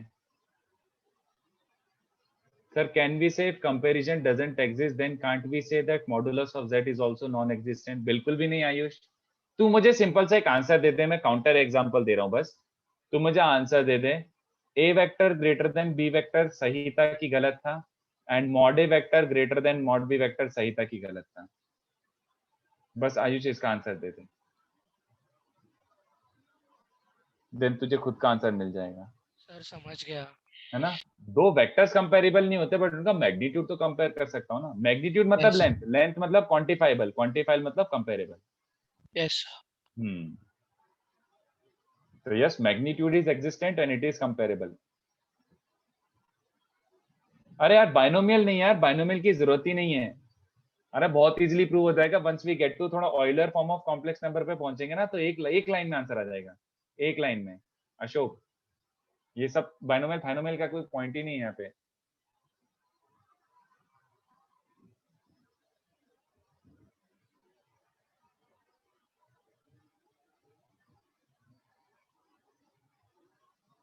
इसको कॉपी कर लो अच्छे से. ये दोनों बॉक्स जो बनाए ना मैंने, याद रखना, ये दोनों जो बॉक्स बनाए हैं याद रखना.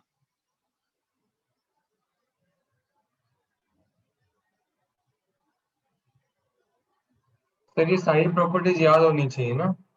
याद हो गई. तू मुझे एक बात बता, कौन सी वाली भूल सकते हैं इसमें? 2 3 4 5 बड़े ऑब्वियस से.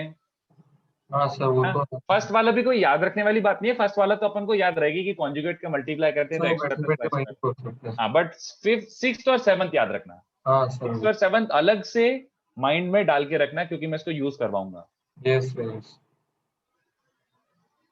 तो things seem pretty obvious, but जब क्वेश्चन करते हैं ना तो अप्लाई करने में फाइट होती है. मैंने ये ऑब्जर्व करा है.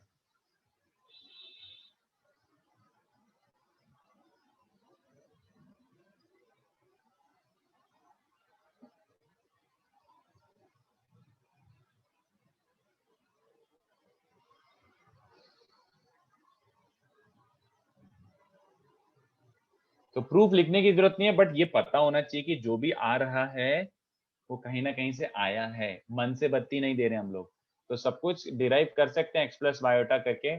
बट एट्थ वाला प्रॉपर्टी एक्स प्लस वायोटा से डिराइव नहीं होगा, इसको अपन को अलग तरीके से डिराइव करना पड़ेगा. बट एट्थ वाला प्रॉपर्टी भी ट्रू है.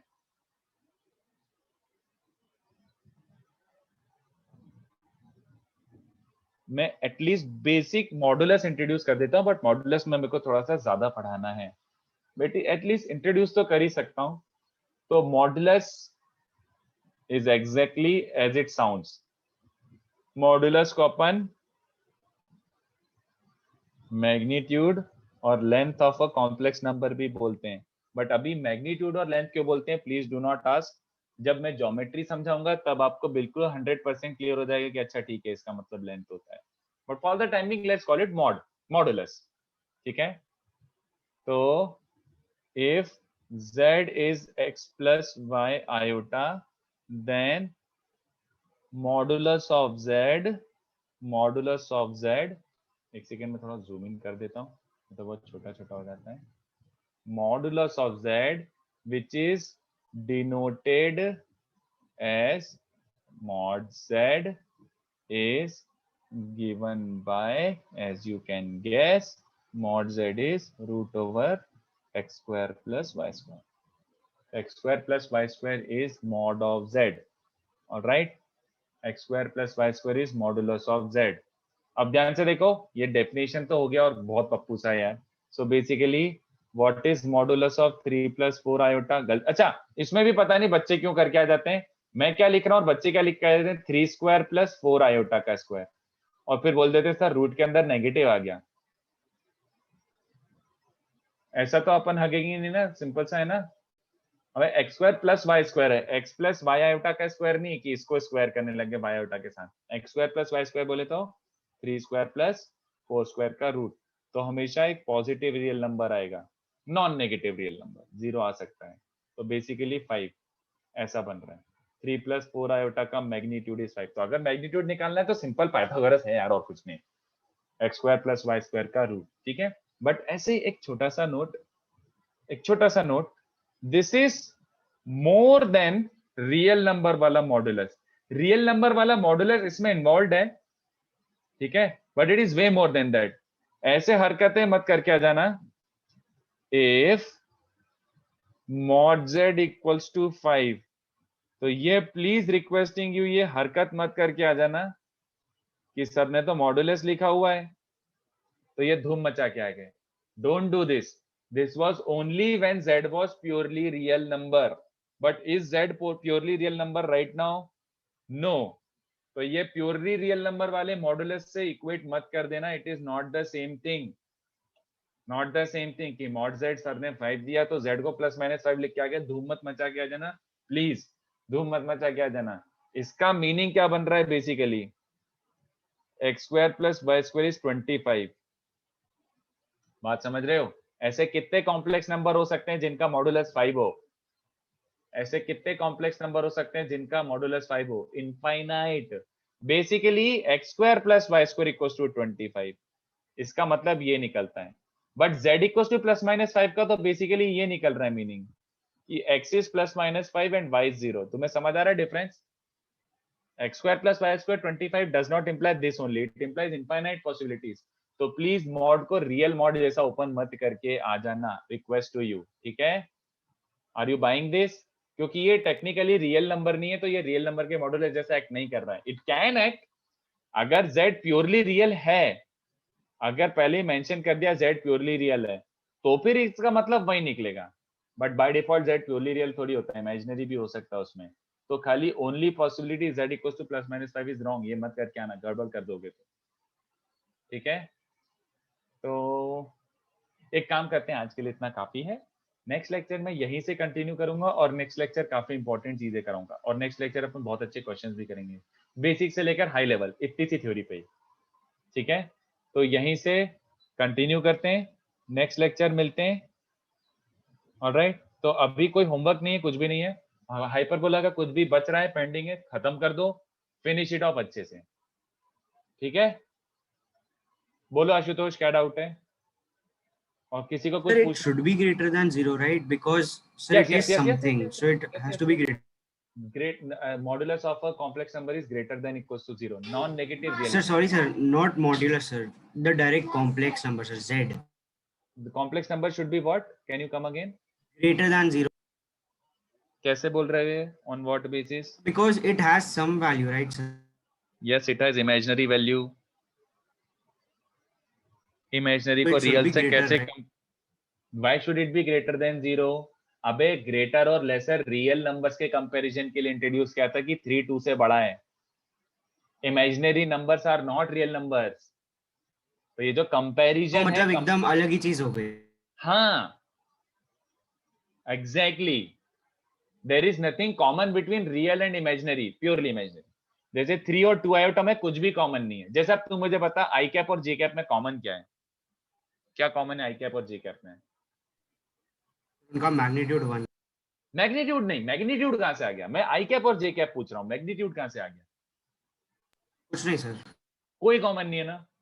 एग्जैक्टली वैसे के वैसे ही जैसे अपन उसको रिप्रेजेंट करते तो परपेंडिकुलर, इसका यहाँ पे कोई मीनिंग नहीं है और इसका इसके परपेंडिकुलर डायरेक्शन में कोई इंटरप्रिटेशन नहीं है। Just like that 3 and 2 iota, कोई कॉमन नहीं है इसमें, there is no intersection between. ये कंप्लीटली सेपरेट चीज है, ये कंप्लीटली सेपरेट चीज है, तो इनको कंपेयर कैसे कर सकता है? यस सर, समझ गए। ओके, तो writing z greater than 0 is wrong, mod z greater than 0 is fine. Okay, yes sir, yes sir. तो next lecture properties of modulus. Yes,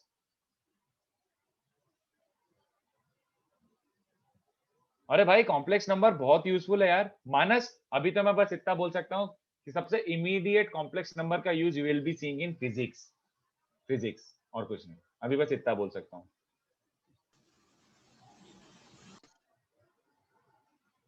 चलो bye, I share the PDF, next lecture miss मत करना।